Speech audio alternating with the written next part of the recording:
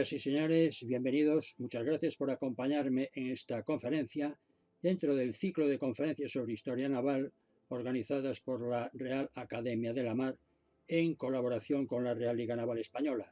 Soy Marcelino González, numerario de la Real Academia de la Mar, y les voy a hablar de las galeras de Lepanto, con motivo del 450 aniversario del combate de dicho nombre, del combate de Lepanto, que tuvo lugar en el año 1571. La gente sabe poco de las galeras, sabe que sí, que eran barcos largos, barcos con remos que llevaban los remeros, y saben aquello de galeras a remar del último de la fila. Pero, ¿cómo se vivía en una galera? ¿Quién iba a bordo? ¿Cómo era una galera? ¿Cómo estaba formada? ¿Cómo se movía? ¿Cómo entraba en combate? Pues de todas esas cosas es de las que voy a hablar yo ahora, siguiendo el guión que ven en la pantalla. Voy a hacer una referencia a su historia, hablaré de la descripción, características, dotaciones, vida a bordo y formas de actuación. Las galeras como barcos largos con remos nacieron con el comienzo de la navegación. Normalmente llevaban remos, varias filas o una fila sola y algunas velas cuadras, y naves de estas las tuvieron los asirios, los egipcios, fenicios, cretenses, etruscos, griegos, los persas, cartagineses, los romanos, los tuvieron todo el mundo. Ya en la Edad Media también los tuvieron los vikingos, y luego siguieron avanzando en la historia y llegaron al siglo XVI, a la segunda mitad del siglo XVI, con esas galeras que yo llamo modernas, que fueron las que estuvieron en Lepanto. Todas estas galeras tenían una fila de remos. En la antigüedad llegaron a tener dos filas, eran birremes o trirremes, o a veces llevaron más filas de remos. Pero, en fin, las de Lepanto eran de una sola fila de remos, y además de llevar velas. Las velas eran solamente para los tránsitos. En los combates y en los movimientos difíciles usaban solamente los remos. Era la gran ventaja porque los remos las hacían independientes del viento. Las galeras de Lepanto eran como las galeras de los años y de los siglos anteriores, aunque hubo algunas modificaciones, hubo algunos cambios y algunas diferencias importantes. En estas galeras de Lepanto, el timón era de codastio, timón axial, en lugar de las consabidas espadillas que se llevaba por las aletas. Además, ya llevaba velas latinas en lugar de las velas cuadras que les enseñé en las galeras anteriores. Todas llevaban una sola fila de remos y además incorporaban artillería a su armamento. Las galeras tuvieron su edad de oro en España en el siglo XVI, y así las hemos visto en Lepanto en 1571, en las campañas de Lisboa en 1580, en el desembarco de Tercera en 1582, etcétera, etcétera. Siguieron viviendo en el siglo XVII y llegaron al siglo XVIII. Fue en 1773 cuando causaron baja las últimas cuatro. Pero la Armada Española quiso recuperar el arma de galeras y en 1785, a finales del siglo XVIII, compró dos a Malta y construyó otras dos. Pero claro, era ya otra época. Habían cambiado muchas cosas. Ya no había esclavos ni galeotes, así como así. Las formas de construcción habían variado. Estábamos en plena revolución industrial y, en fin, aquellas galeras no tuvieron ya mucho éxito. De modo que en 1802 eran unos simples pontones y en 1805 causó baja la última de ellas y desaparecieron las galeras totalmente en España, como desaparecieron en otros países. Las galeras desaparecieron, se extinguieron totalmente de la faz de los mares, igual que los dinosaurios se habían hecho muchos años antes de la faz de la Tierra, que también se extinguieron totalmente. Y ahora para estudiarlos hay que hacer arqueología. En el caso de las galeras, arqueología documental. La galera es un barco, o era un barco largo, estrecho, de poco calado, que la relación manga-eslora era de 1 a 8. Se pueden dividir en tres grupos. Había las más grandes, las mayores, que eran las gruesas o capitanas, que eran las almirantas en una flota, como podía ser la galera real de Don Juan de Austria en el combate de Lepanto, con una eslora de cubierta de 60 metros. Las había intermedias, llamadas bastardas o patronas, que podían ser las galeras comandantes en una escuadra, en una flota. Y después estaban las galeras ordinarias, que eran las menores, que eran las más abundantes, eran como la infantería de las fuerzas de galeras a mogollón en una flota, eran estas galeras ordinarias, con unos 47 metros de eslora. Como cosa curiosa, les diré que si en los barcos de vela En las naves mancas porque no tenían remos, por lo tanto pues le faltaban los brazos, estaban mancas. A las bandas se le llamaba a la derecha estribor y a la izquierda babor, pero en las galeras no, en las galeras se le llamó derecha o diestra, izquierda o siniestra. Como he dicho, llevaban velas. Velas eran solamente para el tránsito. En los combates o en los movimientos difíciles y complicados las arriaban porque sus aliados eran los remos que los hacían independientes del viento. Pero en fin, para las velas llevaban en el espolón a modo de bauprés y llevaban dos mástiles, más o menos verticales, ligeramente inclinados hacia proa. Un trinquete que iba en proa un poco desplazado a estribor para dejar sitio al retroceso del cañón principal del que hablaremos después. Y después el otro palo era el mayor que iba en el primer tercio de la galera apoyado sobre la sobrequilla. Eran velas triangulares o latinas con grandes entenas que, como ven ustedes, medían 42 y 36 metros respectivamente. En cuanto a los remos, había dos sistemas de boga en el siglo XVI que cambiaron hacia el 1560. Al principio, si en una bancada iban 3 remeros, cada remero llevaba su remo, iban todos los remos en una fila, pero iban 3 remos. Se llamaba el sistema de remado a la Sensilio Tercerol, pero en 1560 cambiaron y en vez de los 3 remos, a los 3 remeros de la misma bancada les dieron un solo remo, más grueso, más grande, pero uno solo, con lo que se facilitaba la logística, porque en vez de 3 remos por cada bancada se ponía uno solo, que era más fácil arranchar, más fácil reponer, etcétera, etcétera, aunque era un poco más grande. A este sistema se le llamaba sistema a la galocha. Vamos a ver ahora los remos por banda y los reveros por remo según qué tipos de galera estamos hablando, teniendo en cuenta la clasificación que hice antes. La galera más pequeña, la ordinaria, la más abundante, solía llevar unos 24 remos por banda y 3 remeros por remo. La patrona, la intermedia, 27 remos por banda, 5 remeros por remo, y la capitana, la más grande, hasta 30 remos por banda y 6 remeros por remo.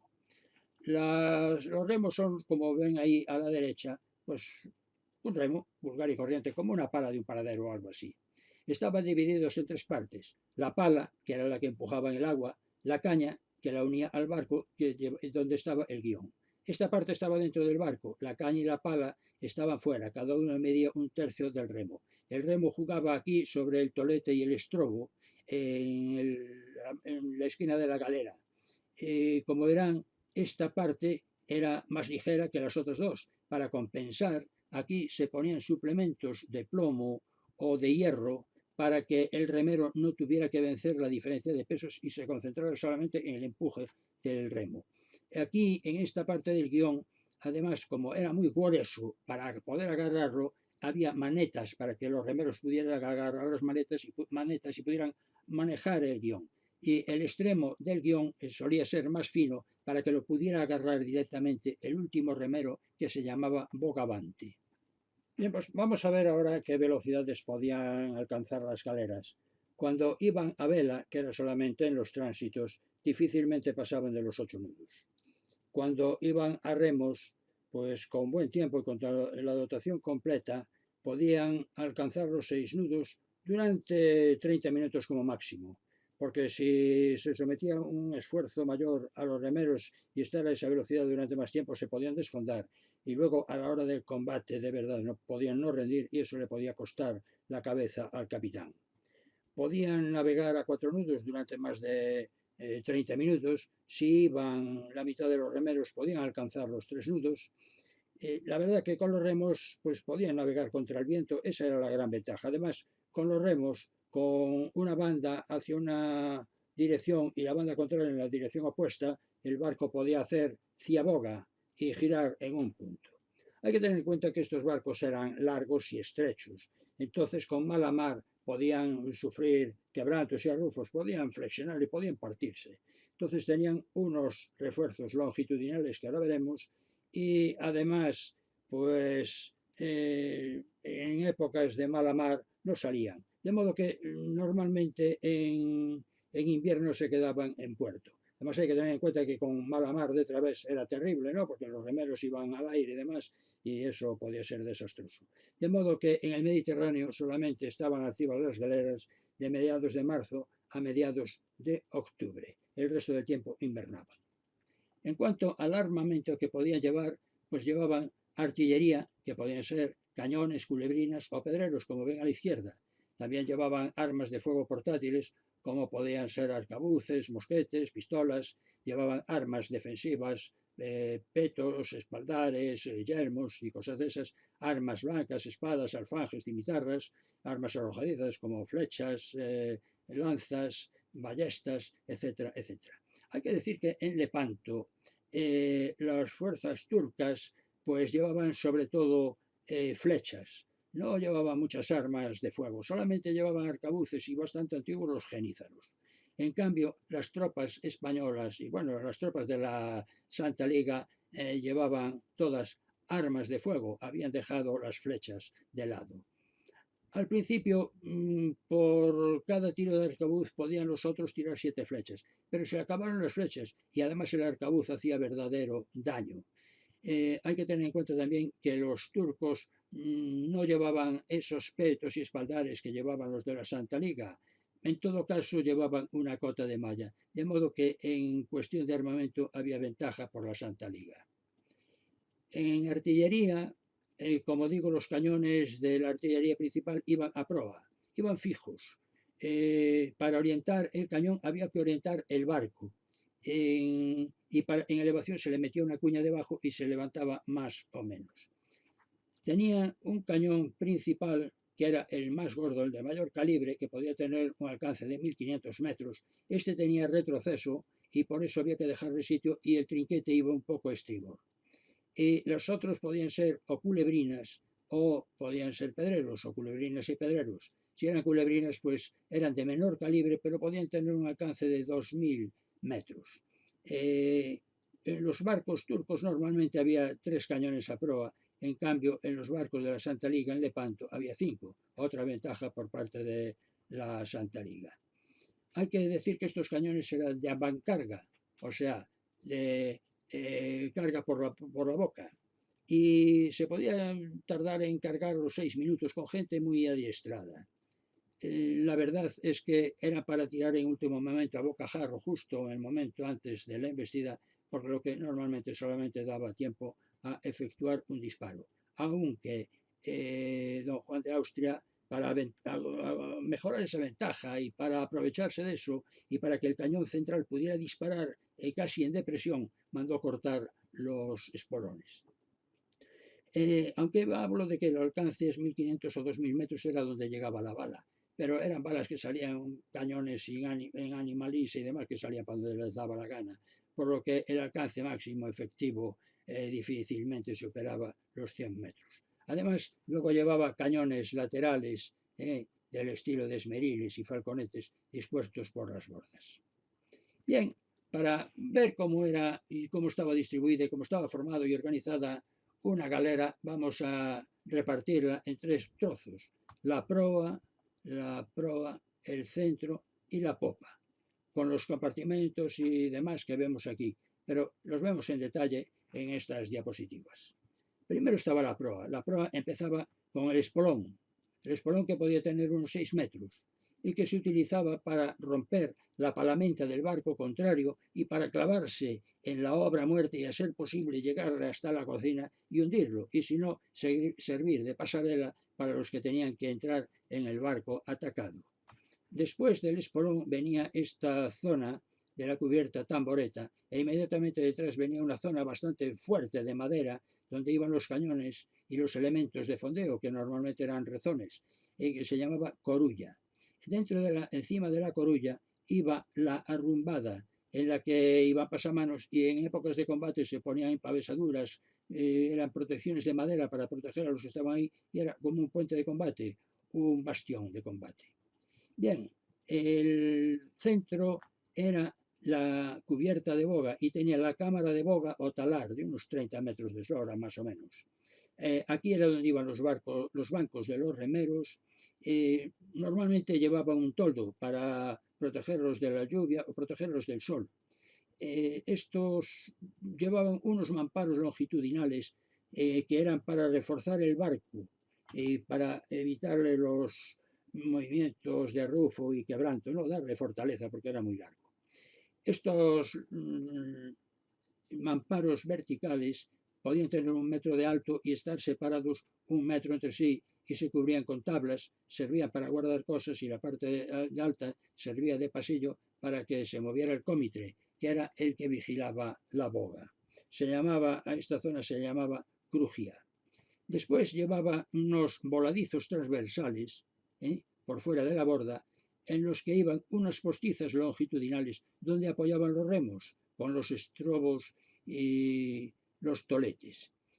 Y aquí se ponían unas tablas de corredores para que pasaran soldados, para el uso de los cañones que les enseñé antes y demás.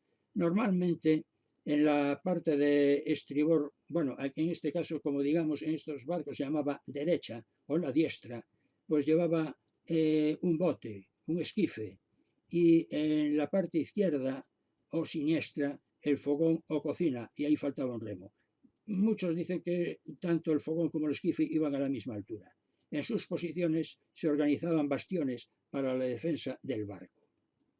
Y después venía la parte de popa, la espalda. La espalda empezaba con esta zona que era la que estaba a popa de la cámara de boga. En la espalda estaban los portalones, que eran los accesos al barco, uno por cada banda. La espalda era la antecámara de la carroza. La carroza era esta zona donde estaba la cámara del consejo, donde iban los oficiales. Llevaba un tentalmo normalmente muy bonito. Tenía una forma así curiosa, con un armazón en la que podían haber gente por arriba luchando. Aquí había un soporte que se llamaba estanterol. Aquí iba hacia la zona del timón. Y esta forma, que tenía un arrufo muy prolongado y le daba cierta apariencia altanera, parecía una carroza. Parecía una carreta, por eso se llama carroza. Y después a popa iba el timón de codaste. Aquí estaban los alojamientos de oficiales y diferentes compartimentos. Bien, ¿y qué gente iba a bordo? Pues la gente que iba a bordo estaba formada por el capitán, que era el que mandaba el barco. Después estaba la gente de cabo. La gente de cabo eran los marineros y los soldados. Gente de mar, oficiales y marineros para manejo del barco, marinarlo. La gente de guerra, con oficiales y soldados, que eran la infantería, que eran la gente de guerra de a bordo. Y después iba la gente de remo. La gente de remo o chusma eran los remeros, los galeotes, toda esta gente que va por aquí, que eran 3 grupos. Esclavos que eran cogidos, habían sido cogidos en barcos berberiscos en el norte de África o por ahí, o los habían comprado, o habían sido regalados, pero eran esclavos. Después estaban los forzados o penados, que era gente que las leyes españolas por diferentes delitos os mandaba a galeras, a veces de por vida, pero normalmente nunca pasaban de los 10 años. Si aguantaban 10 años eran licenciados. Podía ser por 2 años, 3 años, a galeras. Por eso decía la canción aquella, a galeras a remar. Y después estaban los buenos boyas. Los buenos boyas eran voluntarios que por un módico sueldo o salario y por la ración diaria pues se apuntaban ahí como profesionales. Se preguntará mucha gente, caramba, cómo se metían ahí estos hombres a remar ahí en esos sitios terribles. Bueno, lo hacían muchos italianos, lo mismo que muchos peninsulares, españoles o portugueses, se metían en las naus que iban a la carrera de Indias, en unos viajes que a veces pues se morían muchos por el camino. Aquellos lo tenían allí cerca, estos tenían esto más cerca, pues ahí se apuntaban. Y efectivamente se apuntaban porque a lo mejor en sus tierras no tenían porvenir ninguno y se morían de hambre. Y aquí por lo menos tenían asegurado desayuno, comida y cena, porque todo el mundo a bordo, incluidos todos los galeotes, tenían que comer y comer bien. No a la carta, pero comer bien sí, porque tenían que tener fortaleza para mover los remos, porque si no la tenían y si era por desidia del capitán, pues ya sabía lo que le podía pasar, que le cortaban la cabeza. Bien, una galera ordinaria, para poner un ejemplo, del año 1568 llevaba en total a bordo 254 personas, 254 hombres, de los que 90 eran de cabo, 50 de mar y 40 de guerra, y 164 de remo, o sea que la mayor parte de la gente que iba en una galera eran los remeros, era el motor de cocido. Las formas de boga pues dependían de las circunstancias. había una forma de boga que podía ser con toda la palamenta, o sea, todos los remos al mismo tiempo. Había otra que podía ser por cuarteles, podía navegar y podían remar solamente el cuartel de proa mientras el otro descansaba y después pues el de popa mientras el de proa descansaba, cuando eran tránsitos tranquilos, porque los remeros tenían también derecho a descansar, porque luego se les exigía mucho cuando había que hacer un ataque o una retirada forzada. El ritmo de boga también variaba según el tipo de remada de ese momento. Podían ser 3 o 4 paladas por minuto, o sea, 2, 3, 4. Eso era en los ataques, en una boga lanzada, en el momento de atacar para incrustarse contra el otro o en el momento de salir zumbando porque le estaban persiguiendo varias. O podía ser de 1 o 2 paladas por minuto, puede ser al minuto 1, 2, que eso era solamente en tránsitos tranquilos. Los estilos de boga podían ser 3. Uno podía ser a pasar banco, que era cuando el bogavante, el del extremo del remo, estiraba los brazos y pasaba con el guión por hasta delante del banco que tenía delante, más allá. Lo estiraba todo lo posible, para luego hacer una boga con una amplitud lo máximo posible, que era cuando se le exigía un máximo esfuerzo. Esto podía ser pues con toda la palamenta y 3 o 4 paladas por minuto, pues en eso, en un momento de ataque a otro barco. Si era una boga por dentro del banco, entonces el bogavante estiraba los brazos y llevaba el guión, pero sin llegar a sobrepasar el banco delante. Entonces era una boga más tranquila que podía ser un tránsito. Luego había a tocar banco, y esto era muy curioso porque era cuando el bogavante con el guión tenía que tocar el banco que tenía delante. Al tocar el banco que tenía delante, el remo se levantaba mucho, la pala, y luego al caer hacía un movimiento en el agua muy bonito, hacía un mariposeo y demás. Eso era para paradas y para desfiles vistosos. De modo que cuando iba con toda la palamenta, 3 o 4 paladas por minuto y a pasar banco, era que iban lanzados a máxima velocidad durante un rato muy corto porque no aguantaban y era para las embestidas. Cuando iban por cuarteles, por ejemplo, 1 o 2 paradas por minuto y paradas por dentro del banco, era cuando iban tranquilos, navegando, sin más problemas. La cadencia de la boga la marcaba el cómitre y estaba de acuerdo con lo que digo aquí, 1 o 2 paradas o 3 o 4 y toda la palamenta, etcétera, etcétera. La secuencia podría ser la siguiente. El cómitre daba una pitada. Al poner una pitada, todos los remeros se ponían de pie, se estiraban los brazos y se preparaban. Y a la segunda pitada metían el remo en el agua y se echaban para atrás. Y según las circunstancias, o se echaban para atrás o se dejaban caer en sus asientos. La cuestión era dar la palada. A la siguiente pitada se volvían a poner de pie. A la otra pitada el remo en el agua y así iban moviéndose y así iban. Y el cómitre, según el ritmo de las pitadas, pues ellos tenían que acelerar o reducir la velocidad de sus paladas.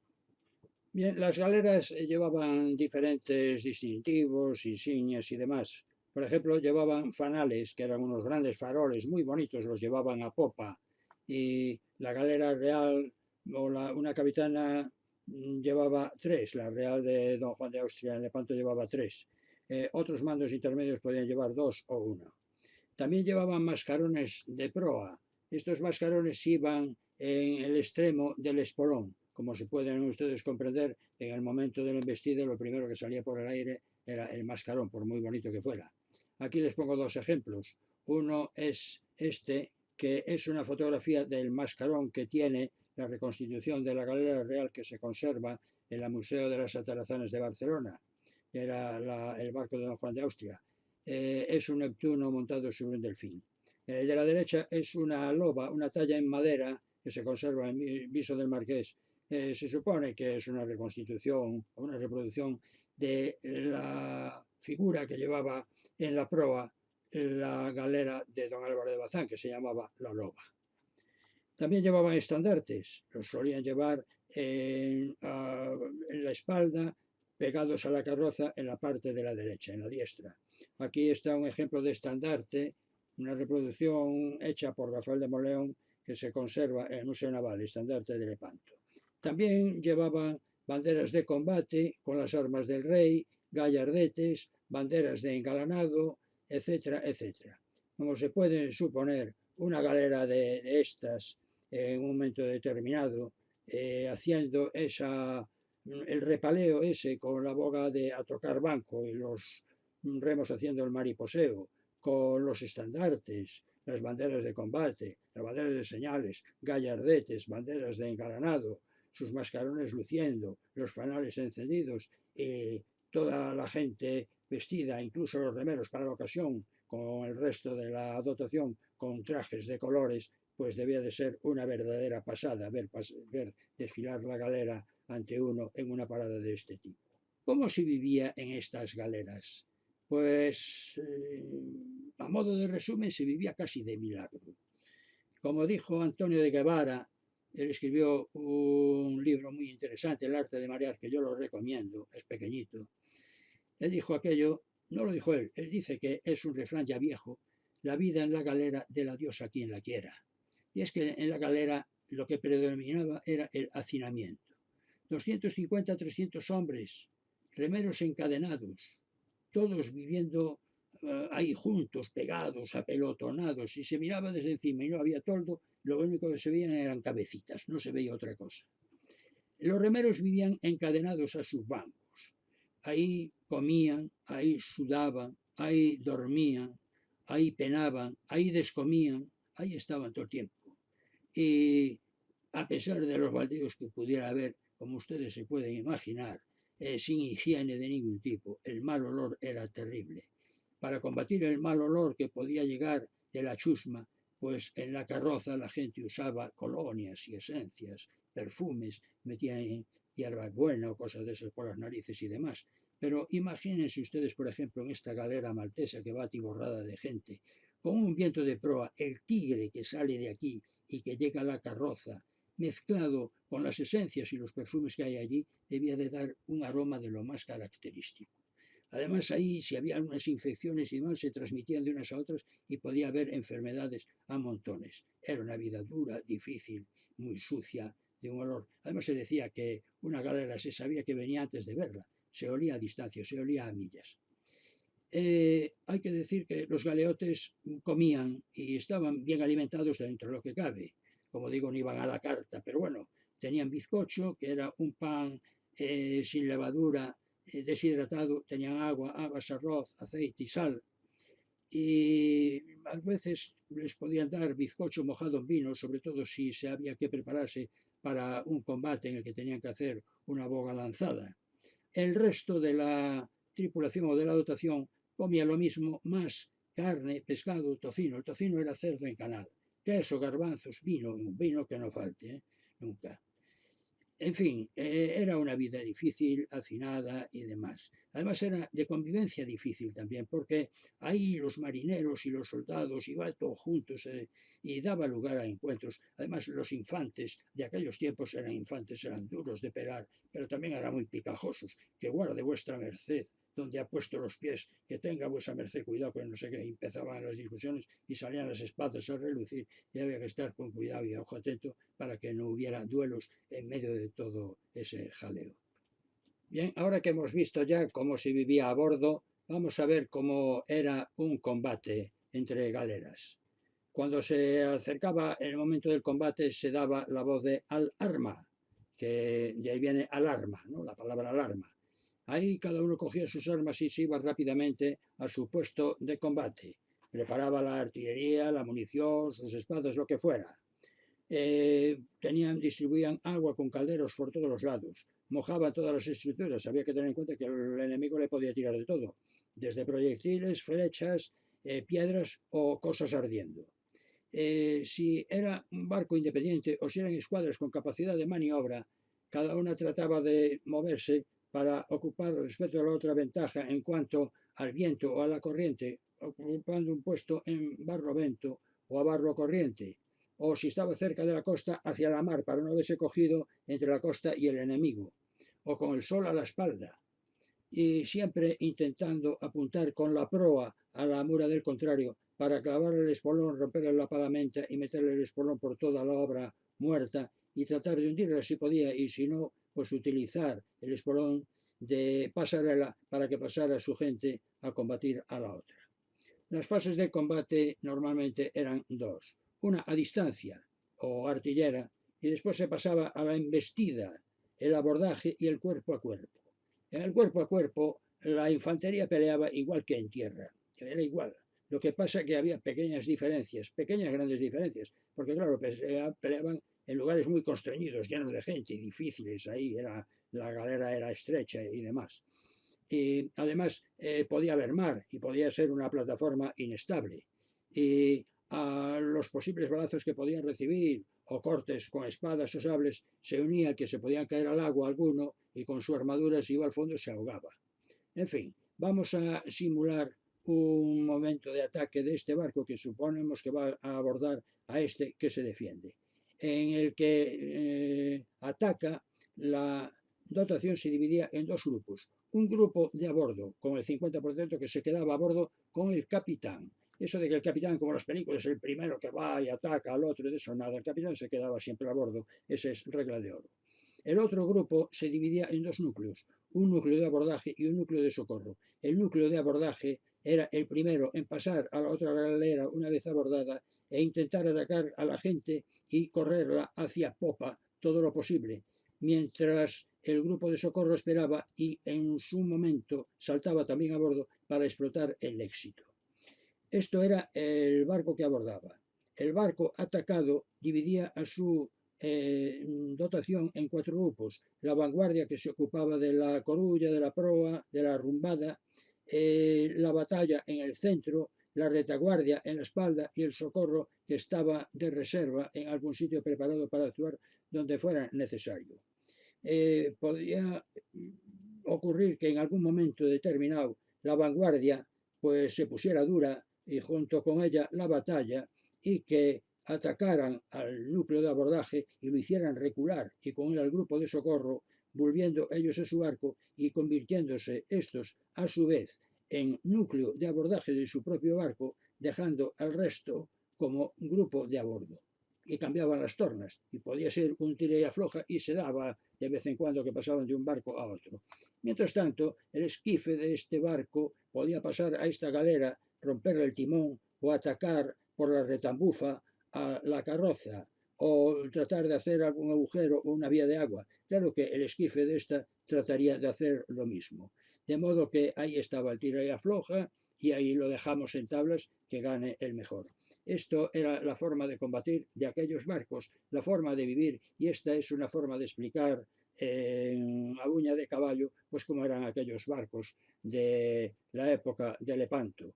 Las galeras, que fueron unos barcos que tuvieron una vida la más prolongada en la historia de la navegación, pero que en el siglo XIX, como hemos visto, desaparecieron y ahora solamente nos queda información de aquellos barcos en los documentos. Esta ha sido una forma de contarlo rápida. Espero que les haya interesado, señoras y señores. Muchas gracias por la atención prestada. Esto es todo.